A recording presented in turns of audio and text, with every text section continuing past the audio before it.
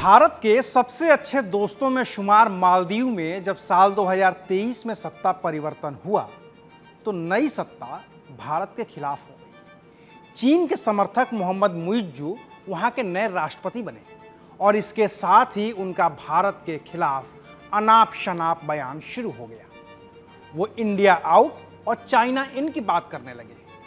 वो भारत से दूरी बनाने लगे, भारत के लोगों से दूरी बनाने लगे और नतीजा ये हुआ कि भारत ने भी मुइज्जू से थोड़ी दूरी बना ली। लेकिन इस बात को बीते अभी 2 साल भी नहीं हुए हैं कि मुइज्जू को समझ में आ गया है कि अगर मालदीव में उन्हें सरकार चलानी है तो बिना भारत के ये मुमकिन नहीं है। और तभी तो प्रधानमंत्री मोदी को पानी पी पी कर कोसने वाले मुइज्जू को भारत की इतनी ज़रूरत महसूस होने लगी कि जब प्रधानमंत्री मोदी मालदीव के दौरे पर पहुंचे तो खुद राष्ट्रपति मुइज्जू अपनी पूरी कैबिनेट के साथ उन्हें लेने के लिए एयरपोर्ट पहुंच गए। तो आखिर 2 साल में मुइज्जू का ऐसा हृदय परिवर्तन क्यों हो गया? आखिर वो कौन सी मजबूरी मुइज्जू के सामने आन पड़ी कि उन्हें भारत के साथ दोस्ती करने को मजबूर होना पड़ा? और क्या इस दोस्ती के लिए मजबूर करने वाला वो चीन है जिसने दोस्ती के नाम पर मालदीव को धोखा दे दिया है? आखिर क्या है मालदीव के राष्ट्रपति मुइज्जू के यूं प्रधानमंत्री मोदी के साथ रिश्ते सुधारने की पूरी कहानी, बताएंगे विस्तार से। नमस्कार, मैं हूं अविनाश और आप देख रहे हैं एबीपी लाइव। मालदीव में जब मोहम्मद मुइज्जू को चुनाव लड़ना था तो उन्होंने चुनाव के दौरान ही भारत विरोधी टोन सेट कर दी थी और साफ कह दिया था कि भारत के जो सैनिक मालदीव में मौजूद हैं उनके राष्ट्रपति बनते ही उन्हें बाहर निकाल दिया जाएगा। इस विरोधी सुर के साथ ही मुइज्जू मालदीव के नए राष्ट्रपति चुने गए और सत्ता संभालते ही उन्होंने मालदीव की सरकार को भारत के खिलाफ खड़ा कर दिया। मालदीव के कुछ नेताओं ने इसे सोशल मीडिया पर भी पोस्ट कर दिया और उससे मालदीव की नई सरकार का भारत विरोधी रुख और साफ हो गया। तब भारत की ओर से कुछ कहा नहीं गया। हाँ, एक दिन प्रधानमंत्री नरेंद्र मोदी अपने आधिकारिक दौरे पर लक्षद्वीप चले गए और वहां एक बीच के किनारे कुर्सी पर बैठकर फोटो खिंचाई और उसे अपने सोशल मीडिया हैंडल पर पोस्ट कर दिया। फिर तो जो मालदीव भारतीय टूरिस्टों से गुलजार रहता था, जिस मालदीव की अर्थव्यवस्था में भारत से गए टूरिस्ट सबसे बड़ा योगदान देते थे, उन्होंने अपनी बुकिंग कैंसिल करनी शुरू कर दी और सोशल मीडिया पर एक बहस छेड़ दी कि मालदीव के बीच से बेहतर तो भारत का लक्षद्वीप है। यानी कि भारत की ओर से लड़ाई कोई डिप्लोमेटिक नहीं थी, बल्कि भारत के आम लोग इस लड़ाई को सोशल मीडिया पर लड़ रहे थे और बाइकॉट मालदीव ट्रेंड करवा रहे थे। लेकिन तब भी मुइज्जू पुष्पा भाऊ बने हुए थे, कह रहे थे कि झुकेंगे नहीं। और इसकी वजह यह थी कि चीन ने तब मुइज्जू को भरोसा दिलाया था कि रहो भारत के खिलाफ, हम तुम्हारे साथ हैं। साथ लेने के लिए ही मुइज्जू चीन की यात्रा पर भी गए। वहां से लौटे तो कहा कि यह मालदीव की संप्रभुता का मामला है और भारत के जो सिपाही मालदीव में तैनात हैं उन्हें वापस जाना होगा।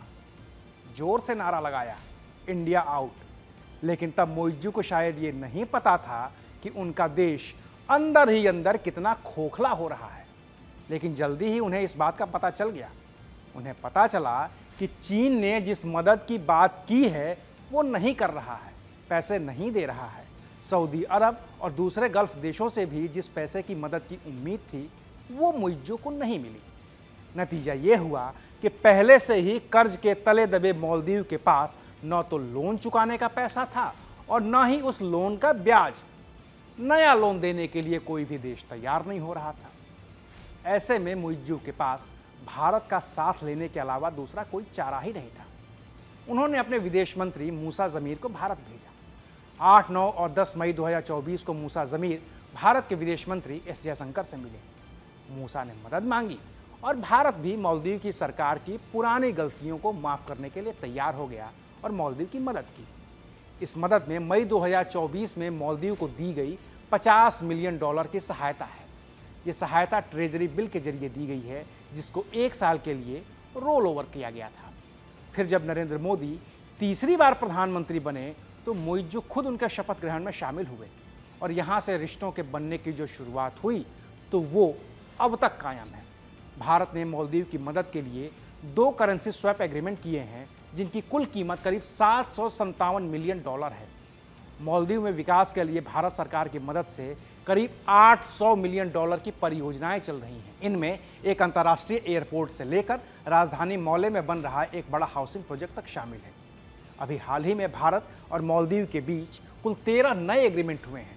इसके अलावा सामरिक समझौतों पर भी अलग से बात चल ही रही है ताकि हिंद महासागर में दबदबा बना रहे। कुल मिलाकर कुछ दिनों तक चीन पर भरोसा करने वाले मुल्जू को ये समझ में आ गया है कि मालदीव और मालदीव के लोगों की भलाई इसी में है कि वो भारत से अपनी पुरानी दोस्ती कायम रखें। दुश्मनी का अंजाम मुल्जू देख ही चुके थे, तो उन्होंने अपना कोर्स करेक्शन किया, मालदीव के हित को अपने चुनावी वादे के ऊपर रखा और भारत से वही पुराने संबंध बहाल करने में जुट गए जो हमेशा से रहे थे।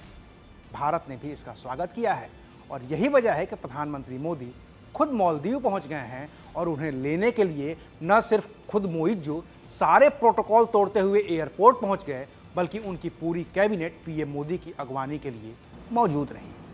आखिर नया दोस्त जो आया था। शुक्रिया, आप देख रहे थे एबीपी लाइव।